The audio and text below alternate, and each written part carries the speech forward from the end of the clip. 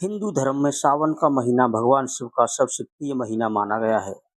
मान्यता है कि इस पूरे महीने भगवान शिव की आराधना करने से जीवन के सारे कष्ट दूर होते हैं, मनोकामनाएं पूर्ण हो जाती हैं और घर परिवार में सुख शांति और समृद्धि का वास होता है।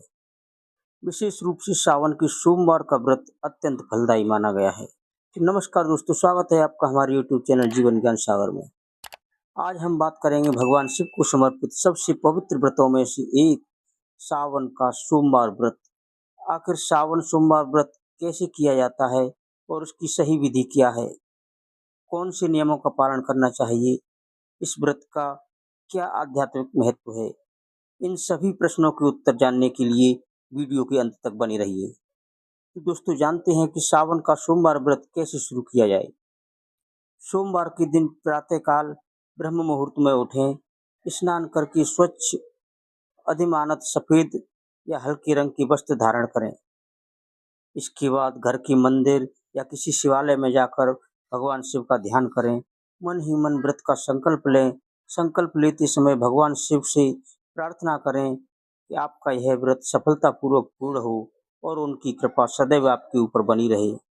फिर पूजा की थाली तैयार करें। पूजा की थाली में जल, गंगाजल, दूध, दही, शहद, घी, शक्कर, बेलपत्र, धतूरा, आक के फूल, चंदन, सफेद पुष्प, धूप, दीप और फल प्रसाद रखें। इन सभी सामग्री उपलब्ध न हो तो केवल जल, बेलपत्र और सच्ची श्रद्धा से ही भगवान शिव प्रसन्न हो जाते हैं। पूजा के समय सबसे पहले शिवलिंग पर शुद्ध जल और गंगा जल अर्पित करें। इसके बाद यदि संभव हो तो पंचामृत से अभिषेक करें।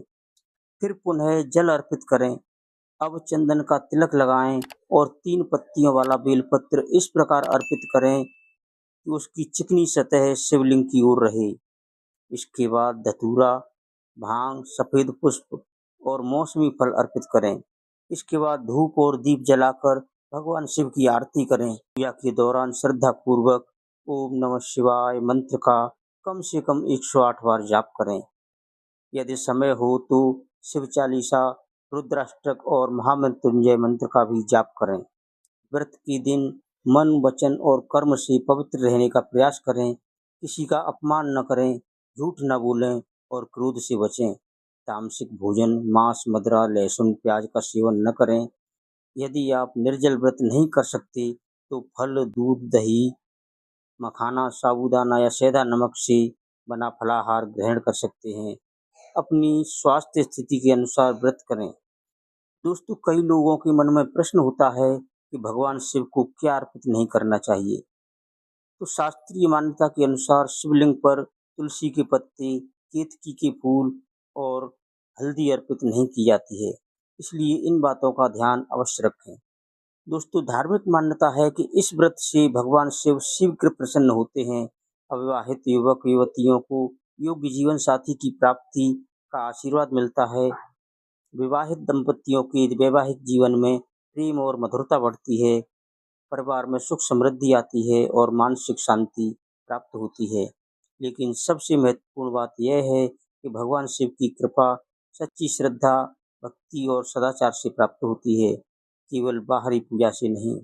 यदि आप मंदिर नहीं जा सकते हैं तो घर में ही भगवान शिव के चित्र, शिवलिंग के सामने दीपक जलाकर जल अर्पित करें और ओम नमः शिवाय का जाप कर पूजा कर सकते हैं। भगवान शिव भाव के भूखे हैं। वे अपने भक्त की सच्ची भक्ति को ही स्वीकार करते हैं। व्रत का समापन शाम को भगवान शिव की आरती करके करें। उन्हें फल या मिठाई का भोग लगाएं और उसके बाद प्रसाद ग्रहण करें। यदि आपने फलाहार का संकल्प लिया है तो उसी के अनुसार व्रत खोलें। अंत में यही कहना चाहेंगे कि सावन सोमवार का व्रत केवल धार्मिक परंपरा नहीं, बल्कि आत्म संयम, श्रद्धा और भगवान शिव के प्रति समर्पण का पर्व है। यदि इसे पूरे विश्वास, भक्ति और सदाचार के साथ किया जाए तो यह जीवन में सकारात्मकता, शांति और आध्यात्मिक बल प्रदान करता है। दोस्तों, दी गई जानकारी अगर आपको पसंद आई हो तो वीडियो को लाइक करें और शेयर करें और कमेंट में लिखें हर हर महादेव, ओम नमः शिवाय।